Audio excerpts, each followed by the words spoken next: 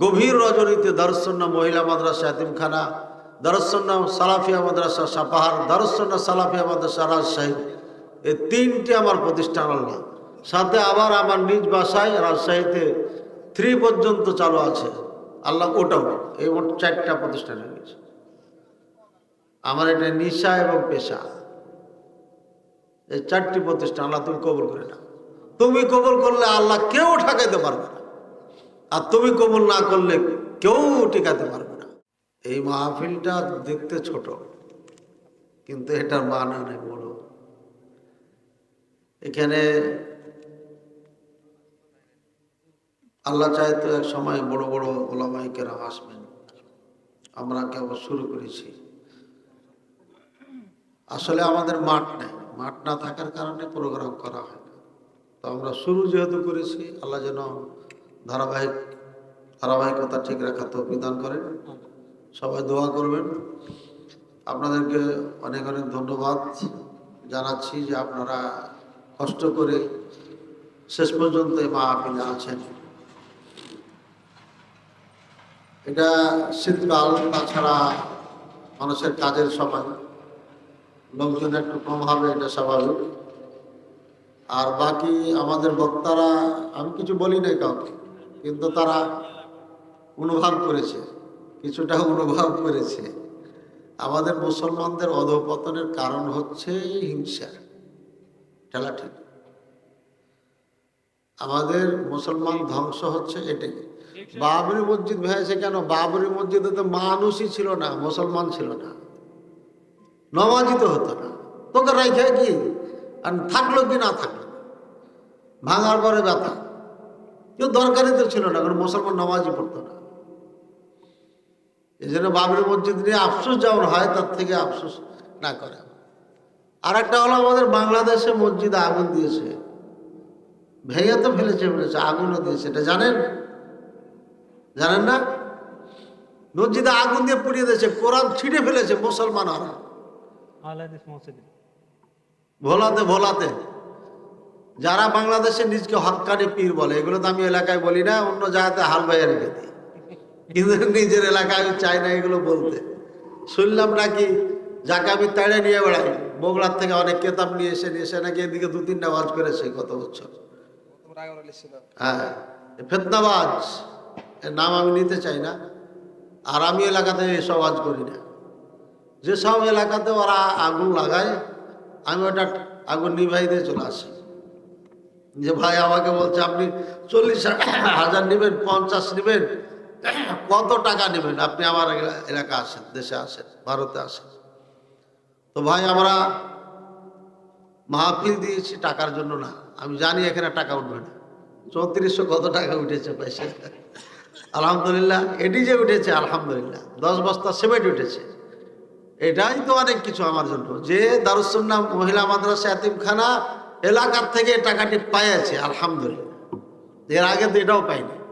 তবে আমাদের অভিভাবক যারা আছে কখনো লাউটাও দেয়, লাউ দেয়, পুঁই শাক দেয়, এগুলো আছে। কিন্তু কেউ 500টা টাকা, 1000 টাকা আমি দিলাম, এটা কখনো কেউ করেনি এলাকায়। আরে ভিনদেশি মানুষের টাকা দিয়ে আপনার মেয়ে পড়ছে এখানে, 1000 টাকাতে খাওয়া হয় নাকি বলেন? 1000 টাকাতে খাওয়া হয়? 1000 টাকা খাওয়ার জন্য নেওয়া হয়, 1500 টাকা আমরা নিই। অনাবাসিক হলে 500 টাকা নিই, তো 500 টাকা বাদ দিলে থাকে কত? 1000 টাকা। 1000 টাকাকে আপনি 30 দিয়ে ভাগ দেন, কত হয়? দিনে 33 টাকা। আপনি হোটেলে তো ডিম ভাতও পাবেন না, কথা বলছেন? তারপরে এখানে যারা এতিম মেয়ে আছে তাদের ভর্তি ফি থেকে নিয়ে সব কিছু ফ্রি, পোশাকও দিই, ওষুধ পানিও দিই, খাতা কলম যা লাগবে সব দেব। আজকে ওদেরকে বলে দিয়েছি, মিষ্টি জিলাপি যা খাবে নিয়ে খাওয়াইতে, এছাড়া খাওয়াইছে। এদের দায়িত্ব আমি নিয়ে নিয়েছি। একটা মেয়ে আছে, ওর বাপ মা কিচ্ছু নাই, কেউ দেখারও নাই, এটি থাকে। ঠিক আছে, আমি বললাম যে কেউ না নিয়ে যায় তাহলে ছুটিতে আমার বাসায় নিয়ে চলে আসবে। এ ধরনের মেয়ের এখানে আছে, অসহায় গরিব যাদের কোনো ঠিকানা নাই এখানে ঠিকানা পাবে। আমার কথা যেটা যাচ্ছে বাংলাদেশের এ প্রান্তের থেকে ও প্রান্তে, যেখানে কোনো অসহায় মেয়ে যার কোনো অভিভাবক নাই, তার অভিভাবক আল্লাহ, তারপরে আমি, ইনশাআল্লাহ আমার এই মহিলা মাদ্রাসায় দিবেন, কোনো টাকা পয়সা লাগবে না, ইনশাআল্লাহ আল্লাহ চালাবেন। 17 জন এতিমা এখানে পড়তো, এবার আছেন 14 জন মনে হয়। এখন 17 জন করতে করতে করতে 23 জন হলো, 23 জনই ফ্রি ছিল, কোনো টাকা পয়সা না হতো না। এরপরে আরো 7-8 জন ছিল নিঃস্ব, একদম নিঃস্ব, বাপ মা থাকাও নিঃস্ব, বাপ আছে কিন্তু চলে গেছে কোথায়, মাও জানে না, সন্তানও জানে না, খোঁজ খবর রাখে না। তাহলে এটা এতিম থেকে সমস্যা না বেশি? এমনও বাচ্চাগুলো এখানে পড়ে। এই জন্য এই দারুস সুন্নাহ মহিলা মাদ্রাসা এতিমখানা এটা আল্লাহর পক্ষ থেকে রহমত, ইনশাআল্লাহ রহমত এটা।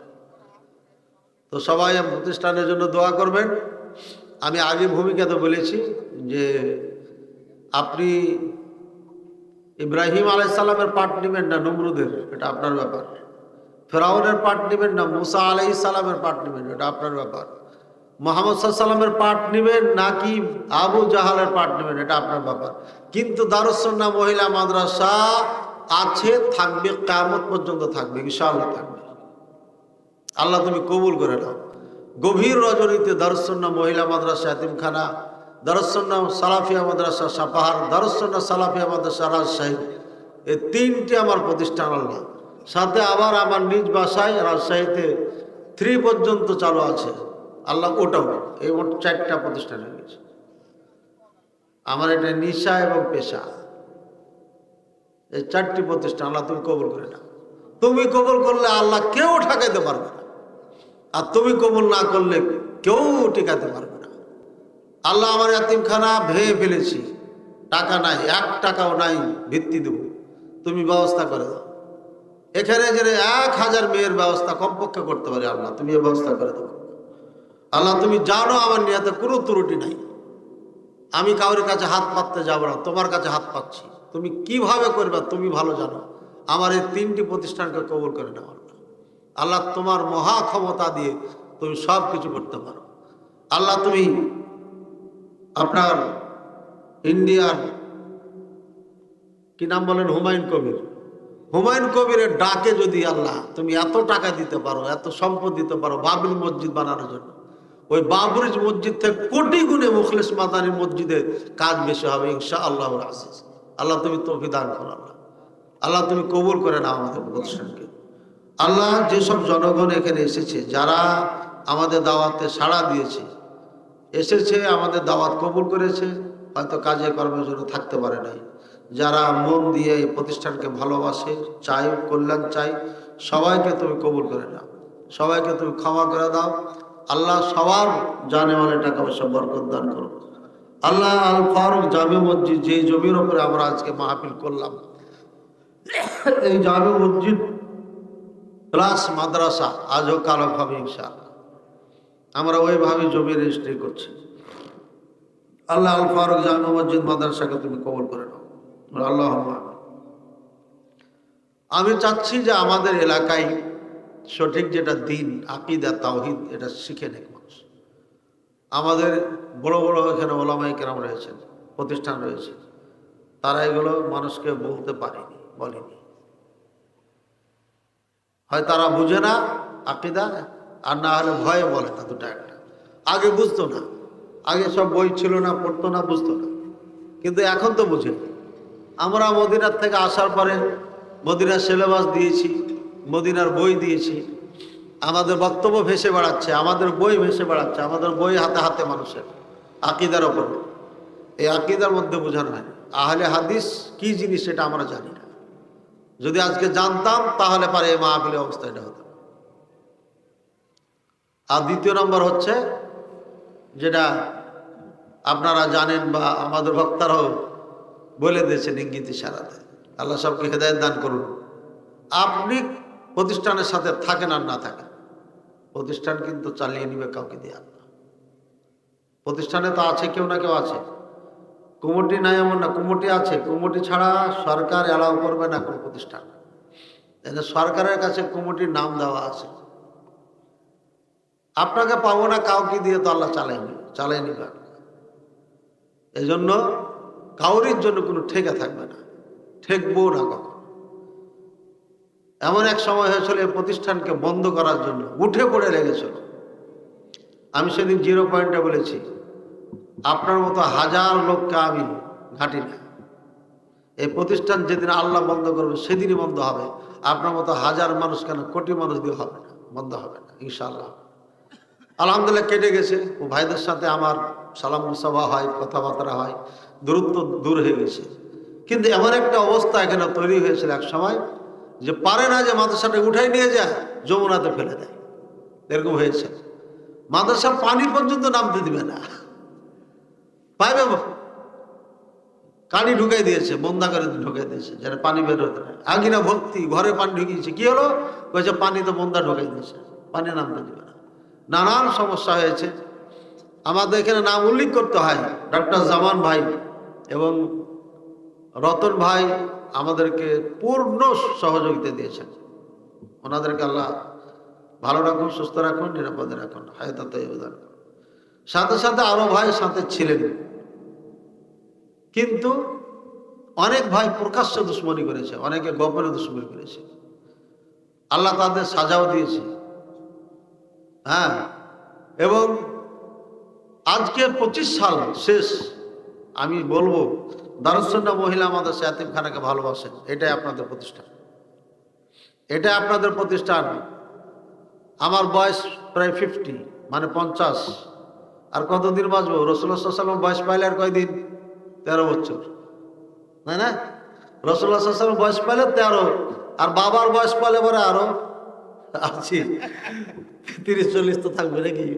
তো সুতরাং বাবার বয়স পাইলে তো ভালোই, যদি রাসূলুল্লাহ সাল্লাল্লাহু আলাইহি ওয়াসাল্লাম বয়স পায় তাহলে 13 বছর। আর যদি আল্লাহ এখন লেখা রাখে তাহলে এখনই শেষ।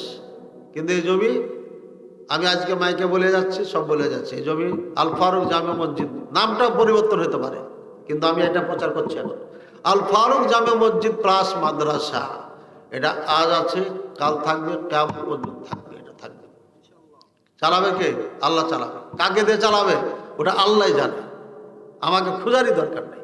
দেওবন্দের ভিত্তি স্থাপনকারী বেঁচে আছে না মরে গেছে? ওর বেটাকে দিয়ে গেছিল নাকি? যে বেটা ধরে রাখ, 10টা বেটা জন্ম দিয়ে গেছিল, ছাত্র তৈরি করে দিয়ে গেছে। আমার এখানে ছাত্র আছে, আরে চালাবে আমাদের সেই ইনশাআল্লাহ। ঠিক আছে?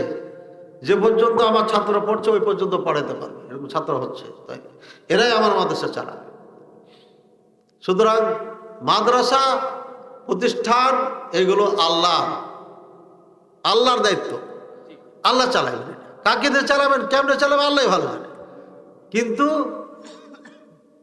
অনেকের অনেক ধারণা আছে যে এটা বড় সংগঠন না হলে পরে কেমন হবে। আর সংগঠনই তো টিকবে না, এক সময় এমন হতে পারে সংগঠন ব্যান্ড করে দিল, তাহলে তো সবই ব্যান্ড হয়ে গেল, হয় না?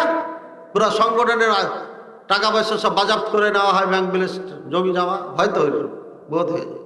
সুতরাং আল্লাহর জন্য যদি প্রতিষ্ঠান হয়ে থাকে ওটা কবুল হবে এবং কিয়ামত পর্যন্ত চলবে। কাকে দিয়ে চালাবে ওটা আল্লাহ ভালো জানে। আজকে গভীর রজনীতে বলছি, আমার দারুস সুন্নাহ মহিলা মাদ্রাসা ইয়াতিমখানা আছে, থাকবে, কিয়ামত পর্যন্ত থাকবে ইনশাআল্লাহ। আল্লাহ চালাবেন, কিভাবে চালাবেন ওটা আল্লাহর কাজ। আমি আল্লাহর কাছে দোয়া করছি, আল্লাহ তুমি কবুল করে নাও।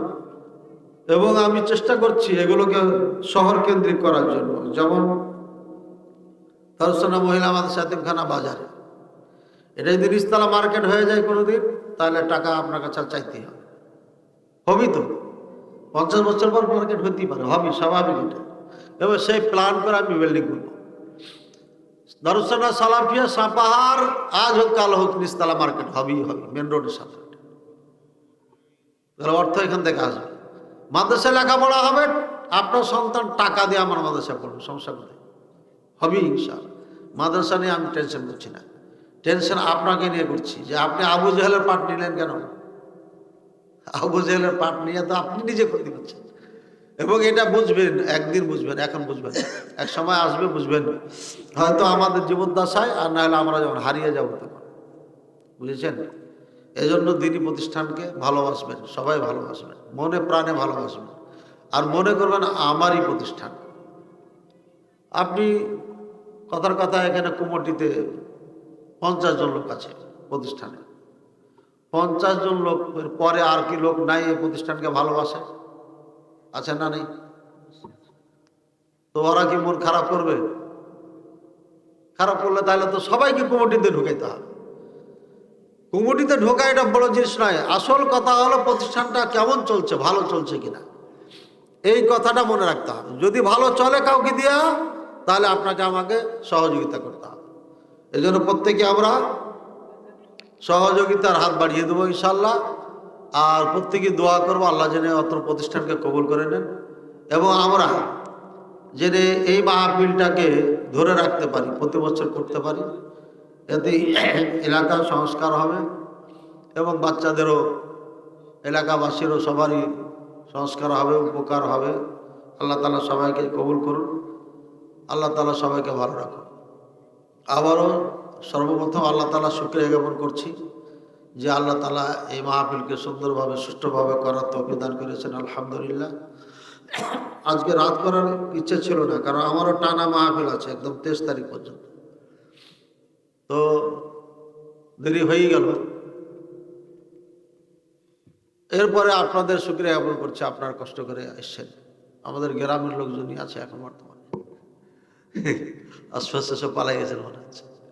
তো জায়গা আপনাদের ধন্যবাদ, দোয়া করবেন সবাই, আল্লাহ যেন সবাইকে কবুল করে নেন, প্রতিষ্ঠান কবুল করে নেন।